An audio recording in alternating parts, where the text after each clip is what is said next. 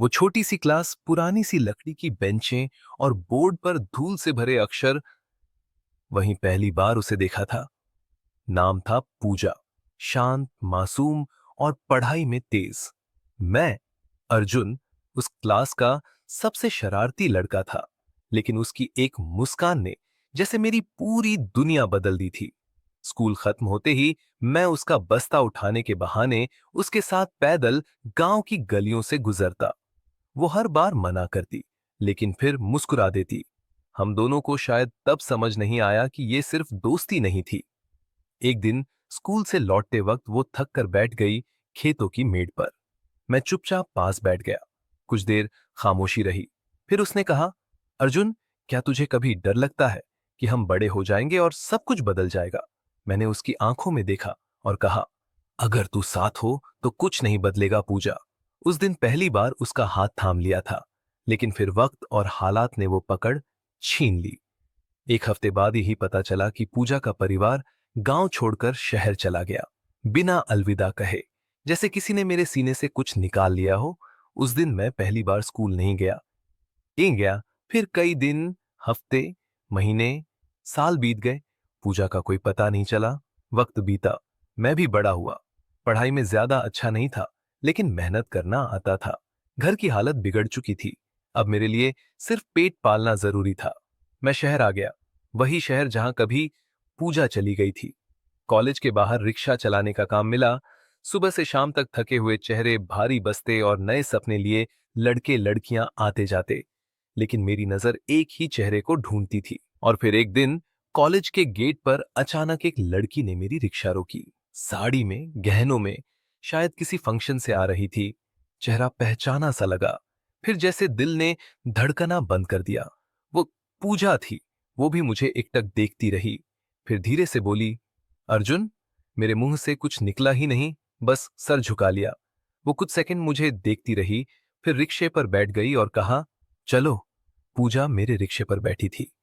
मेरी धड़कनें बेकाबू थीं, जैसे वक्त ठहर गया हो। पीछे से उसकी खुशबू अब भी वैसी ही थी। बस अब उसके माथे पर सिंदूर था और हाथों में चूड़ियां। हम दोनों चुप थे। मैं रिक्शा चलाता रहा और वो खामोश बैठी रही। रास्ते में कई मोड़ आए, लेकिन न वो कुछ बोली न मैंने। आखिर एक जगह आकर बोली, रुकिए, यहीं उतर जाऊंगी। मैंने चुपचाप रिक्शा रोका। वो उतरी, लेकिन जाने से पहले पलट कर बोली, इतने सालों बाद तुम मिले हो, कुछ वक्त मिलेगा बात करने का? मैं कुछ कह नहीं पाया, बस सिर हिला दिया। उसने कहा, कल शाम यहीं इसी जगह पर मिलो। फिर वो धीरे धीरे भीड़ में गुम हो गया, लेकिन मेरी सांसें वहीं अटक गईं। उसकी आंख से एक आंसू गिरा और मेरे दिल पर जैसे पहाड़ टूट पड़ा। फिर वो उठी। मैं भी उठा। उसने कहा, मुझे जाना होगा। ये कस्यो तेई को मरियर हो गया। मेरा बच्चा स्कूल से लौट रहा होगा। मैंने मुस्कुराने की कोशिश की। अब तू मां है। तू सबसे बड़ी जीत है पूजा। वो मुड़ी, कुछ पल मुझे देखा और धीरे से चली गई। और मैं वहीं खड़ा रहा, एक टूटी हुई मोहब्बत की गवाही लिए। अगर आपको ये कहानी छू गई हो तो हमारे चैनल स्टोरी बाय डीके को सब्सक्राइब करें, लाइक करें और बेल आइकन दबाना ना भूलें। ऐसी ही दिल को छूने वाली कहानियां हम आपके लिए लाते रहेंगे। अब बढ़ते हैं कहानी की ओर। अगले दिन मैं फिर कॉलेज के बाहर खड़ा था। पूजा के जाने के बाद मन बेचैन था। सोचा था शायद फिर से दिखे, शायद फिर से बात हो जाए। तभी एक छोटा बच्चा मेरे रिक्शे के पास आकर बोला, भैया, मम्मी ने बोला है मुझे घर छोड़ दोगे? मैंने मुस्कुराकर कहा, क्यों नहीं छोटू, बैठ जा। वो बैठ गया। रास्ते में हम बातें करने लगे। बच्चा बहुत प्यारा था। नाम बताया, आरव। मैंने पूछा, पढ़ाई में कैसा है? उसने हंसते हुए कहा, मैं टॉप करता हूं क्लास में। मम्मी बहुत खुश होती है। मैंने पूछा, पापा क्या करते हैं? उसने थोड़ा रुक कर कहा, पापा शहर से बाहर रहते हैं, बिजनेस करते हैं। फिर वो बोला, मम्मी हमेशा एक बात कहती हैं, मेहनत से जो पाया जाए उसका स्वाद सबसे अलग होता है। मेरी आंखें नम हो गईं। ये उसी पूजा की सीख थी जो कभी मेरी जिंदगी थी। घर के पास पहुंचते ही आरव बोला, मम्मी देखो, आज ये भैया मुझे छोड़ने आए हैं। दरवाजा खुला और सामने पूजा खड़ी थी। मुझे देखकर पल भर को उसकी आंखें डबडबा गईं। मैंने नम आंखों से आरव को देखा। तू बहुत भाग्यशाली है बेटा। तेरी मम्मी बहुत खास है। और मैं मुड़ गया जाने के लिए। पूजा ने आवाज दिया, अर्जुन। मेरे कदम वहीं रुक गए।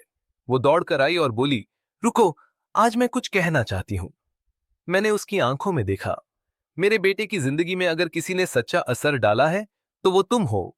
आरव तुम्हारी ही तरह मेहनती है, तुम्हारी ही तरह सच्चा। मैंने सिर झुका लिया। वो आगे बोली, क्या तुम उसके मेंटर बन सकते हो? कभी कभी आकर उसे गाइड कर सको तो शायद मैं तसल्ली से जी सकूं। मैंने कुछ नहीं कहा, बस सिर हिला दिया। उसने मेरा हाथ थामा। कभी जो रिश्ता अधूरा था, आज वो किसी और रूप में पूरा हो रहा है। हम दोनों की आंखों में आंसू थे, पर इस बार उन आंसुओं में कोई शिकायत नहीं थी, सिर्फ सुकून था। अब मैं हर रविवार को आरव को पढ़ाने जाता हूं। वो मुझे अर्जुन सर कहता है, लेकिन उसके हर शब्द में एक अजीब अपनापन होता है। पूजा अब पहले से शांत लगती है। और मैं अब रिक्शा नहीं चलाता। अब मैं बच्चों को पढ़ाता हूं और उन्हीं में कहीं अपना अधूरा सपना पूरा करता हूं। कभी कभी जिंदगी कुछ नहीं देती, लेकिन फिर वो उसी खोई चीज को नए रूप में लौटा देती है। अगर आपको इस कहानी की गहराई ने छू लिया हो तो हमारे चैनल स्टोरी बाय डीके को जरूर सब्सक्राइब करें। और हाँ, कमेंट में जरूर बताएं कि आपको कौन सा सीन सबसे ज्यादा भावुक लगा।